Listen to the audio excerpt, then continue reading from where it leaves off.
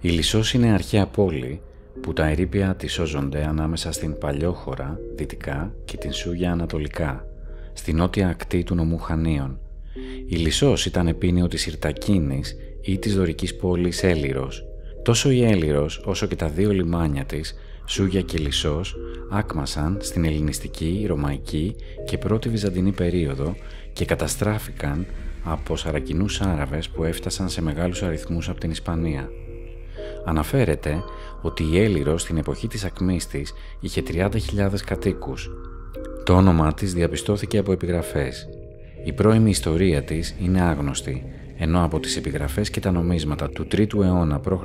χρονολόγησης μαρτυρείται η συμμετοχή της στο κοινό των Ορίων και η συμμαχία με τον Κυρηναίο βασιλιά Μάγα. Ορεινά λεγόταν παλαιότερα η επαρχία Σέλινου και το κοινό των Ορίων αποτελούσαν οι πόλεις Λυσσός, Σιΐα, Πικυλασσός, Τάρα, Ηρτακίνα και Έλυρος.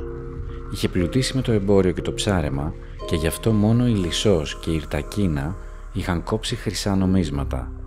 Με το εμπορικό και το ψαράδικο στόλο της, η Λυσσός είχε γίνει γνωστή στα παράλια της Αφρικής. Βρισκόταν στη σημερινή επαρχία Σέλινου, στο μοιχό του κόλπου του Αγίου Κυριακού, όπου ανακαλύφθηκαν ερείπια του θεάτρου, του υδραγωγείου, του νεκροταφείου και των λουτρικών εγκαταστάσεων της αρχαίας πόλης, καθώς και παλαιοχριστιανικών βασιλικών, κυρίως όμως του μεγάλου Ασκληπιείου που καταστράφηκε από σεισμό. Η Λυσσός στην αρχαιότητα ήταν γνωστή για το περίφημο Ασκληπείο της, όπου θεραπεύονταν ασθενείς από όλη την Κρήτη, χάρη στα ιαματικά νερά της περιοχής. Το Ασκληπείο καταστράφηκε από μεγάλο σεισμό, αλλά σώζεται το ψηφιδωτό πάτωμά του που απεικονίζει ζώα και γεωμετρικά σχήματα.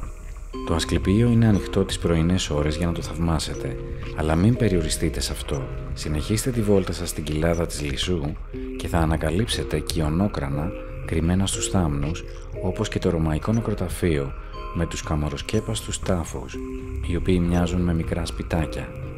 Στη Λυσσό βρέθηκαν περίφημα αγάλματα του Ασκληπιού, της θεάς Υγείας και του Πλούτονα, που σήμερα εκτίθενται στο Αρχαιολογικό Μουσείο Χανίων, όπως και τα υπόλοιπα από τα 20 αγάλματα που βρέθηκαν, εδώ τυχαία το 1957, από έναν βοσκό που έψαχνε νερό για το κοπάδι του. Σε καμία άλλη πόλη στην Κρήτη δεν βρέθηκαν τόσα αγάλματα εκτός από τη Γόρτινα, την πρωτεύουσα της Κρήτης επί Ρωμαίων. Γεγονός που πιστοποιεί τη σημασία και τον πλούτο του Ασκληπιείου της Λυσσού. Η Λυσσός είχε δικά της νομίσματα που είχαν από το ένα μέρος κεφαλή της Αρτέμιδος και από το άλλο Δελφίνη και τη λέξη Λυσίων. Οι ανασκαφές στη Λυσσό δεν έχουν ολοκληρωθεί και είναι σίγουρο ότι εδώ κρύβονται πολλοί θησαυροί ακόμη.